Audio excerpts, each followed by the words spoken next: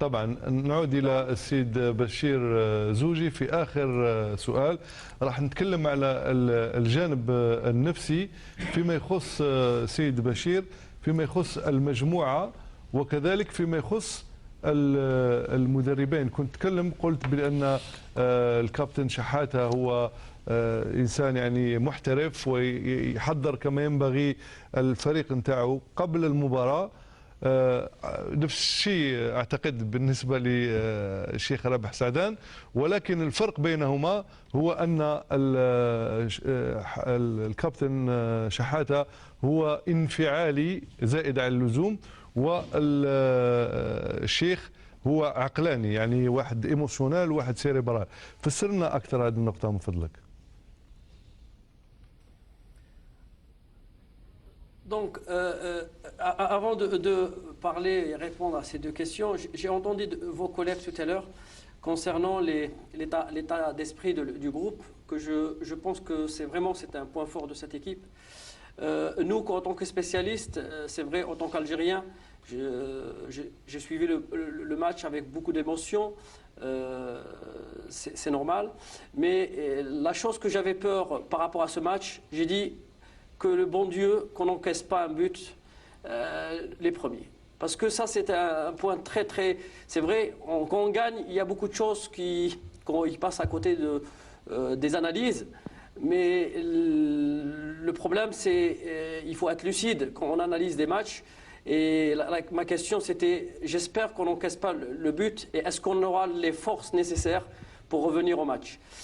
Heureusement, on a marqué et c'est vrai, cette force, ce but, il a donné plus de poids et de confiance dans le groupe où tout le monde a essayé de travailler plus de 300%. La preuve, j'ai vu quelques joueurs, parmi eux Ziani, qui à la fin il demandait qu'il ne pouvait plus courir.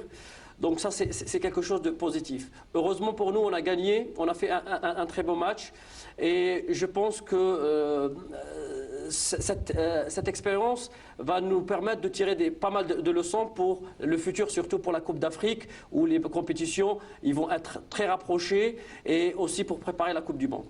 Donc ça c'est un autre débat, on peut discuter tout à l'heure. Maintenant je parle un petit peu sur le groupe, qu'est-ce que j'ai dit tout à l'heure. Notre groupe c'est vrai, il est composé de beaucoup de joueurs talentueux. Des joueurs qui aiment l'équipe, qui aiment le pays. C'est un très point fort, hein. C'est quelque chose d'original.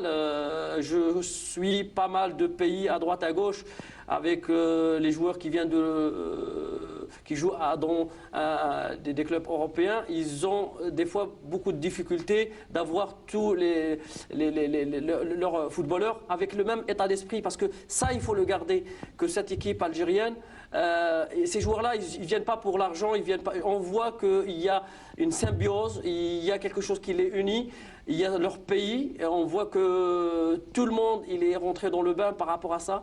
Et je pense que c'est une très grande force, et j'espère qu'ils vont garder ce même état d'esprit, parce que cet état d'esprit va les ramener plus loin.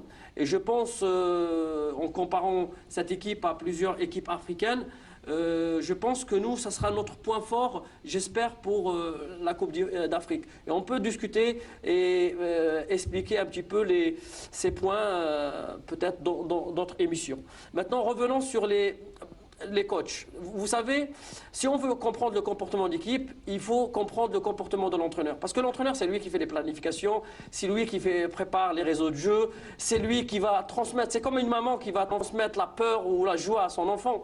Donc c'est des paramètres très importants. Un entraîneur qui panique, un entraîneur qui n'a pas de sang-froid, un entraîneur qui n'arrive pas à transmettre des messages, un entraîneur qui n'est pas structuré de sa pensée, et un entraîneur qui n'arrive pas à transmettre ses connaissances, ça c'est un handicap.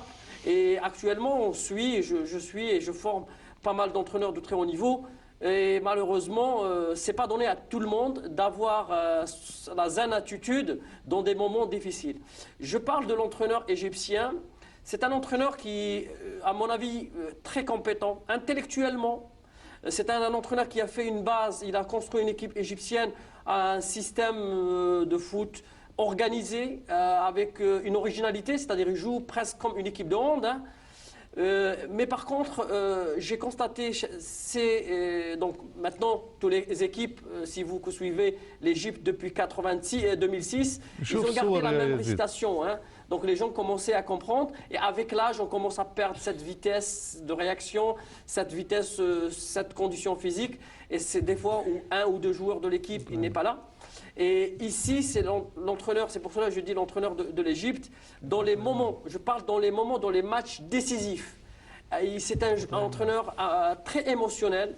Et je vous dis une chose, quand l'émotion gagne du terrain sur les neurones, on n'est pas lucide dans la construction ou dans la modification des comportements de l'équipe. La preuve, vous regardez les deux matchs de l'Algérie, j'insiste sur ce point-là. Les changements effectués par cet entraîneur, c'était hasardeuse. Ils ne nous ont rien apporté. En plus, il a modifié le comportement de son équipe en changeant les joueurs.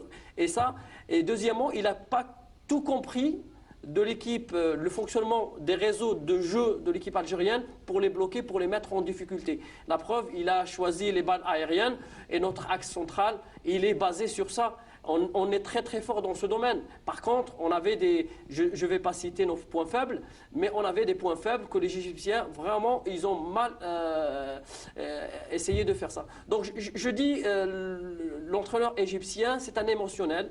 Et qu'on est émotionnel, et comme on a une capacité cognitive, qu'est-ce qu'on appelle de traitement de l'information, qui est limitée chez l'être humain, qui ne peut pas, on ne peut pas suivre un mouvement de plusieurs joueurs en même temps. Et en plus, il est émotionnel, donc des fois, il perd le fil du conducteur des matchs et il n'arrive pas à suivre, il va suivre le match comme un remplacement.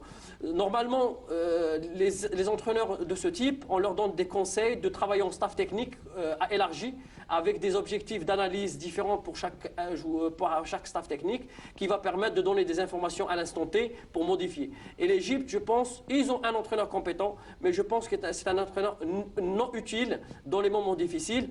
C'est pas un entraîneur qui, à mon avis, dans les matchs difficiles, qui apporte à son équipe du sang neuf ou des idées neuves, parce qu'il est dépassé. Pour notre coach, c'est tout à fait le contraire. Hein. Tout à fait le contraire. Il a cette assurance, il a sa manière de parler avec les joueurs. Il a une force, comme on dit, une force tranquille, même s'il ne parle pas beaucoup. Les joueurs, ils se sentent sécurisés par rapport à lui. Donc, je pense, qu'est-ce qu'il a apporté? C'est vrai, il apporte pas, on ne le voit pas gesticuler sur le terrain. Peut-être je lui reproche un petit peu le jour du match de l'Égypte. C'était un petit peu exceptionnel.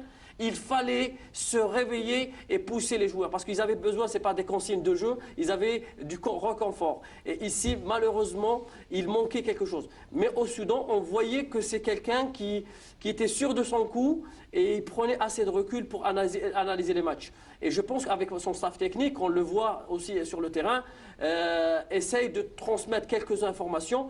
Et comme j'ai dit tout à l'heure, l'équipe algérienne a modifié son jeu par rapport au Soudan, par rapport au Caire.